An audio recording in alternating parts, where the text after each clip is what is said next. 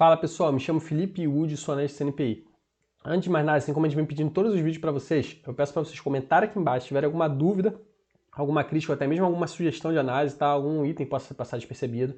Deixarem seu joinha aí, se inscrever no nosso canal e seguir a nossa página no Instagram. Isso é muito importante para a gente continuar crescendo, tá? Eu conto com o apoio de vocês.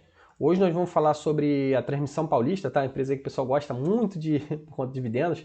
Transmissão Paulista. Assim como todas as empresas, tá? De geração de energia, de distribuição ou transmissora, um valor de mercado altinho por conta dos ativos, né? 17 bi. Então não é uma empresa, é um setor mais estável, um setor perene, né? Por isso até que muita gente gosta de focar nesses setores inicialmente, que são empresas de dividendos, empresas mais consolidadas, têm volatilidade menor. A empresa que tem dois tickers, né? Ordinário e preferencial, mas eu acho que ordinário quase não tem float. Possivelmente os acionistas majoritários querendo diluir os acionistas preferenciais, né? Os acionistas minoritários. Então isso daí é um ponto de atenção, tá, pessoal? Eu até falei nisso no vídeo da Ferbasa. E a gente sempre também tem que dar uma olhada na composição acionária, né? A empresa aí também, ó, que vem dando resultados interessantes, ela tem umas oscilações maiores do que outras de energia, tá? Então ele tem umas oscilações maiores, mas é uma empresa de dividendo, o pessoal gosta e tal. Dá uma olhada aqui mais um pouquinho. Então, acho que mais uma vez, né? ISA Capital aqui 35% da participação acionária e Eletrobras 35%. Então, assim, se os dois fecharem aqui um acordo, ainda tem aquele Eletrobras e participações, né? Que é pequenininho. A gente vê que fica na mão dos majoritários, né? O governo aqui, né? Eletrobras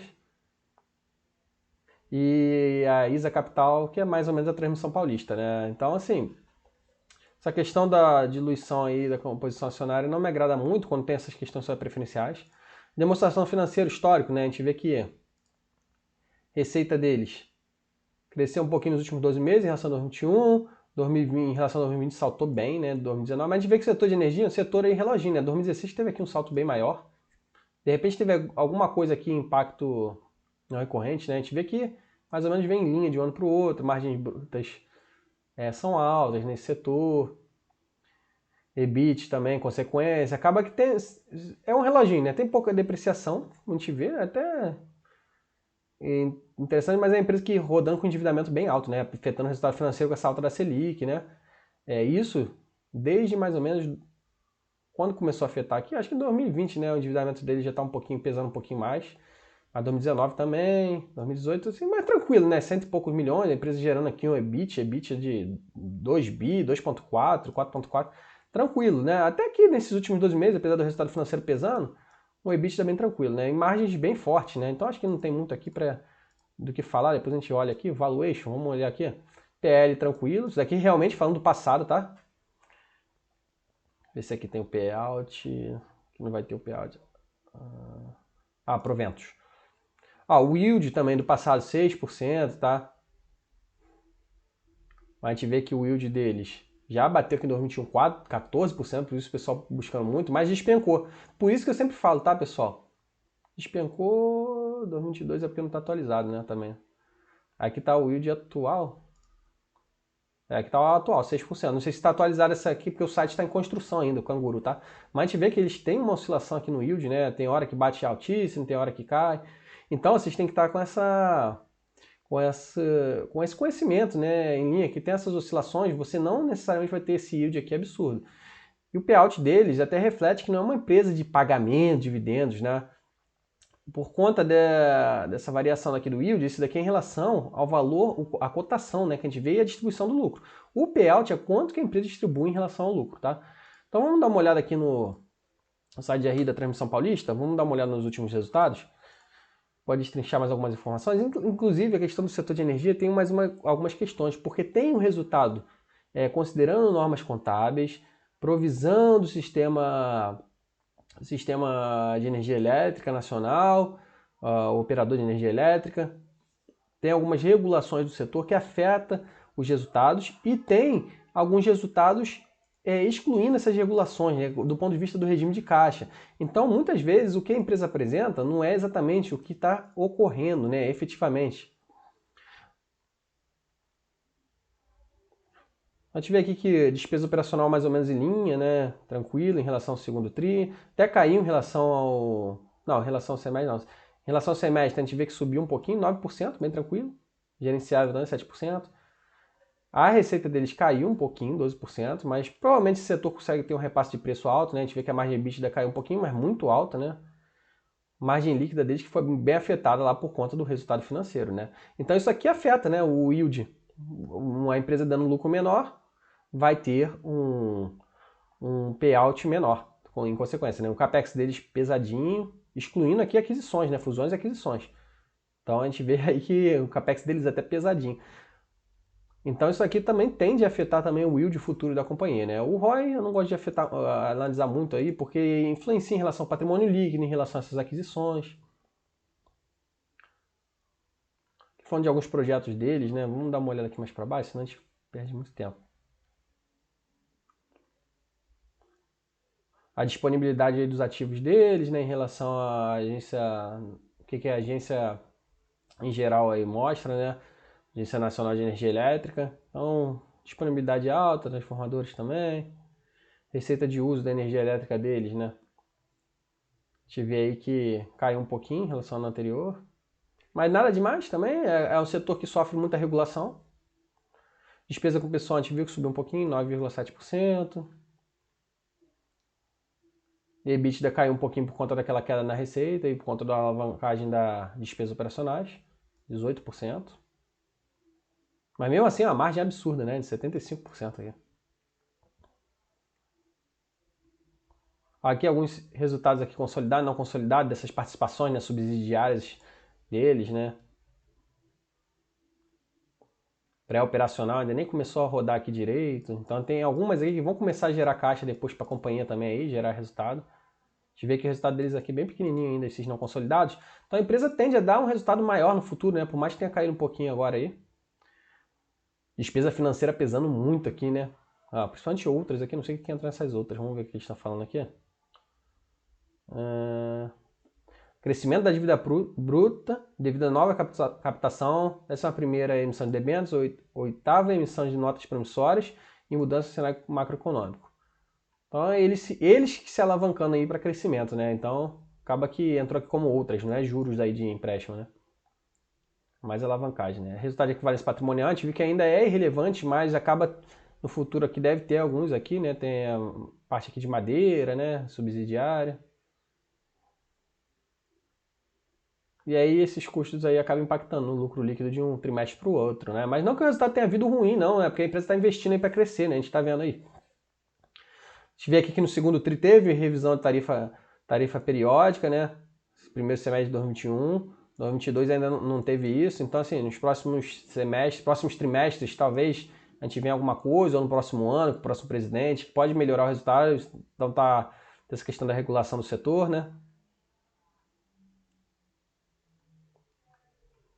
Que receita de infraestrutura, né, da transmissão, malha de transmissão deles, de operação e manutenção crescendo, remuneração de ativos de concessão mais ou menos flat, custo pessoal a gente viu que cresceu um pouquinho, 16%, resultado de serviço, resultado financeiro, variação monetária, tem muito o que fazer, juros de empréstimo um pouquinho também, equivalência patrimonial teve um impactozinho aqui, mas nada tão pesado, a gente viu lá atrás, ainda vai começar a refletir isso mais na frente, nessas equivalências aqui de subsidiárias.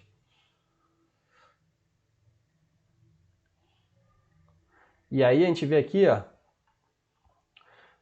lucro prejuízo consolidado, né?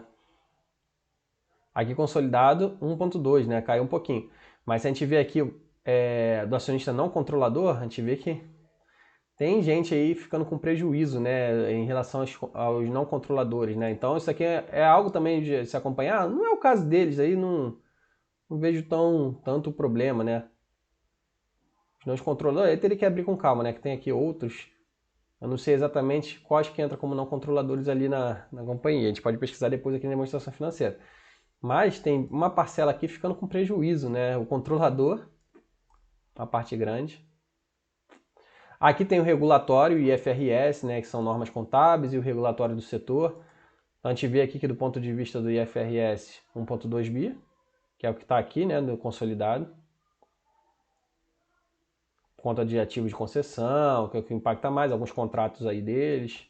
Ajustes de IFRS de equivalência. Alguns impostos diferidos que eles tiveram que pagar aqui. O endividamento deles até é altinho, né? 7,9 bi, aumento de 632 milhões, mas é longo prazo, né? E aí o IPCA e CDI pesando agora por conta do aumento da inflação, aumento dos juros. Os covenants deles é bem tranquilo, né, em relação aqui ao indicador de dívida líquida sobre EBITDA. Estão sendo cumpridos, né? Então isso daqui se não estivesse sendo cumprido, a empresa ia ter que tirar um dinheiro lá deles, do caixa, geração de caixa. E isso daqui também pode afetar, tá, pessoal? Esses covenants, tá? Daqui é um fator que o pessoal não olha muito. Empresa que está muito alavancada, tá? Por exemplo, uma Klabin da vida. Não que seja ruim, tá? Mas a empresa que esteja muito alavancada e vem um período de baixa do ciclo de commodities, o que a empresa pode acontecer? Os detentores aí da dívida, né, os credores, de debêntures, de notas promissórias, que a gente viu até bancos, eles podem ter uma cláusula contratual lá que obrigam, né? A gente vê que eles estão sendo cumpridos, né? Estão sendo cumpridos, a gente vê lá que a empresa está tranquila, gera muito caixa, até reduziu agora um pouco por conta de alguns investimentos, mas se não estiver sendo cumprido, a gente vê aqui, ó, mais restritivo da companhia foi 3,5 vezes, 3,5 vezes. E aqui eles nem falam qual é o covenant, né? Para a quinta emissão de debêntures. Mas por enquanto estão sendo cumpridos. Vamos ver aqui se eu acho aqui no Canguru, falando sobre esse dívida líquida aqui. Dívida líquida sobre EBIT, não sei se aqui vai ter falando. Liquidez. Ó, Free Float ON 4,1%, PN, é basicamente PN, né? Transmissão Paulista, acho que tem 80% tag along, né?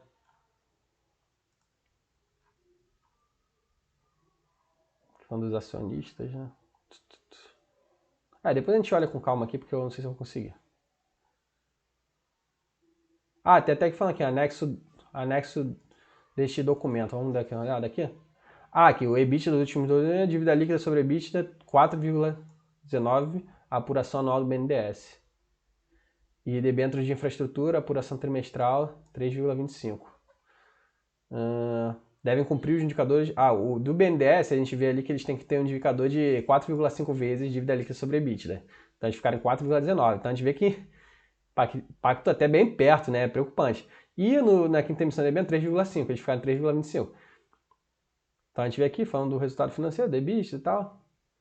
Então é algo a se acompanhar por perto, de perto, tá? Porque isso aqui pode afetar o caixa da empresa, né? De maneira bem a prejudicar quem espera dividendo, né? Porque é uma empresa de dividendo. Tu não vai esperar um crescimento espetacular aí Transmissão Paulista, porque não é isso que a empresa se propõe, né? O endividamento dele é basicamente de longo prazo. O que pode afetar é a empresa dar um retorno aí pior do ponto de vista de dividendo. Não é uma empresa de valorização. E aí o acionista que investiu pode começar a ficar preocupado. Pô, por que a empresa não está pagando? Né? Se tiver algum descumprimento aí, né? A gente não sabe se vai ter uma recessão pesada, se vai ter uma regulação muito forte do setor, o setor de regulação. A gente viu que a empresa para acionista não controlador já tá dando prejuízo, tá? Para controlador não, né? Distribuindo bem, né? Mas é um ponto de atenção aí. Empresa que investe pesado também, né? Investindo pesado aí, no CAPEX. Falando, né, dos projetos dele, ó, de Greenfield, que é alguns lotes de transmissão. Só que um outro ponto de atenção também, não sei se aqui vai ter. Os lotes de transmissão de antigamente, tá? Você tinha uma TIR, uma taxa interna de retorno, muito grande, tá? E os lotes os lotes mais atuais, né, dessas transmissoras, tanto da Taesa também, tá? A Taesa também, o pessoal olhando muito para dividendo, né? Mas no futuro a Taesa vai ter que repactuar alguns contratos e a Transmissão Paulista também. E os contratos que a Transmissão Paulista fechou lá atrás não são tão bons como foram da Taesa, por exemplo. Então, esses valores tendem a reduzir a taxa interna de retorno dos projetos, a receita da companhia ao longo do tempo. Por isso que a gente viu lá já uma oscilação natural na receita deles, talvez.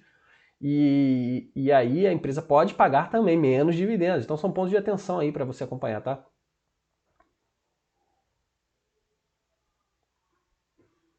E falando da composição acionária, né? Tá até falando aqui, né? As ONs está na mão da ISA Capital, né? Porque lá no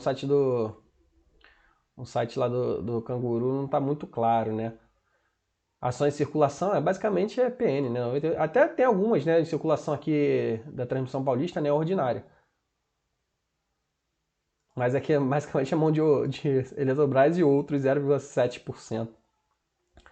Então, para o controlador dando lucro, né, para o não controlador, que é a Eletrobras, possivelmente dando prejuízo. O estatuto social dele, vê que o valor lucro é 25% do lucro do IFRS. Então, às vezes o pessoal olha para um release de resultados, o lucro, que não é o do IFRS, né? Que a gente viu lá em cima, né? Tem o IFRS e tem o regulatório do setor. Regulatório do setor pode ser mais próximo do caixa, tá? Mas a empresa tem que distribuir de acordo com o IFRS. E aí, se tiver alguma norma contábil, alguma coisa, algum impacto contábil que afete a distribuição, é outro ponto, né? E até aqui, né? Na prática, eles adotam no mínimo 75% do lucro regulatório, utilizar como proxy da geração de caixa. Tá? Mas são fatores aí para a gente acompanhar, né? Limitada a alavancagem 3 vezes EBITDA, né? Dívida líquida sobre EBITDA. Então a empresa está com uma alavancagem altinha, está investindo em setores. Eu acho que para os próximos anos ela vai ter que segurar um pouquinho, né? Por conta desses covenants que a gente viu. Então vai impactar aí no dividendo para os acionistas. Então muita gente olhando aí para o yield passado sem entender o que se passa no futuro. Então, pessoal, eu acho que a gente deu uma olhada aí boa já nas informações aí da transmissão paulista, né? Acho que poderia continuar olhando aí, mas acho que a gente olhou os fatos mais relevantes em relação ao payout, composição acionária, em relação do dividend yield passado, que não necessariamente vai refletir o futuro, taxa interna de retorno dos projetos, né, da transmissão paulista, que não devem ser boas, igual do histórico, né, passado, igual foi da Taesa também, eles vão ter que repactuar, estão investindo pesado até por conta disso, provavelmente, tá? A alavancagem deles está alta por conta desse investimento e os covenants podem impactar na geração de caixa, além da questão do resultado regulatório e o resultado do IFRS, que também impactam os dividendos. Então o pessoal às vezes deixa esses pontos mais técnicos de lado, que são muito importantes, tá? Na hora que a gente vai analisar uma empresa do setor elétrico. Pessoal, se tiverem alguma dúvida, alguma crítica, comenta embaixo, deixe seu gostei aí, se inscreve no nosso canal e segue nossa página no Instagram. Os links vão estar na descrição do vídeo, eu conto com o apoio de vocês.